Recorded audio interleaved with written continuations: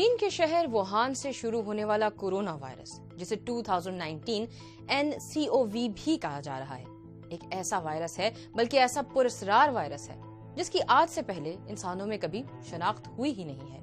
Infection کی علامات میں سانس لینے میں دشواری، نزلہ و زکام، کھانسی اور بخار شامل ہے۔ کورونا وائرس کی وہ قسم یا اس خاندان سے ہے کہ جس کی طرح کے پہلے سے صرف 6 وائرس موجود ہیں، اور یہ کورونا وائرس 7واں وائرس ہے جس کی تشخیص کی گئی ہے۔ چائنیز آفیشلز کے مطابق تقریباً 1 کروڑ کی آبادی والے شہر ووہان میں اب تک کورونا وائرس سے ہلاک ہونے والے افراد کی تعداد 9 ہو چکی ہے، جبکہ 400 سے زائد ایسے کیسز ہیں جو اب تک رپورٹ کیے گئے ہیں۔ یونیورسٹی آف ناٹنگم کے وائرولوجسٹ پروفیسر جوناتھن بال کے مطابق اگر یہ کورونا وائرس کوئی نیا وائرس ہے تو ممکن ہے کہ یہ کسی جانور سے آیا ہو۔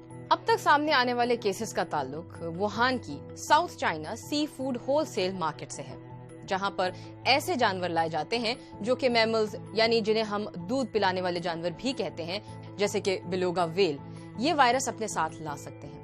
اس کے علاوہ خرگوش اور چمگادڑ جیسے جانور بھی اسی مارکیٹ میں پائے جاتے ہیں۔ چین کے شہر ووہان سے نکل کر اب یہ virus Taiwan, Thailand, Japan, Korea اور امریکہ جیسے ممالک میں بھی رپورٹ ہو چکا ہے۔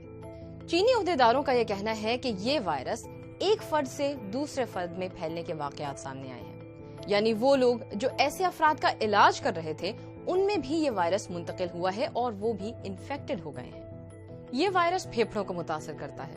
کھانسی اور چھینک اس کے پھیلاؤ کا ایک مضر ذریعہ ہے۔ پاکستان میں بھی اس وائرس سے متعلق کچھ اقدامات کیے گئے ہیں۔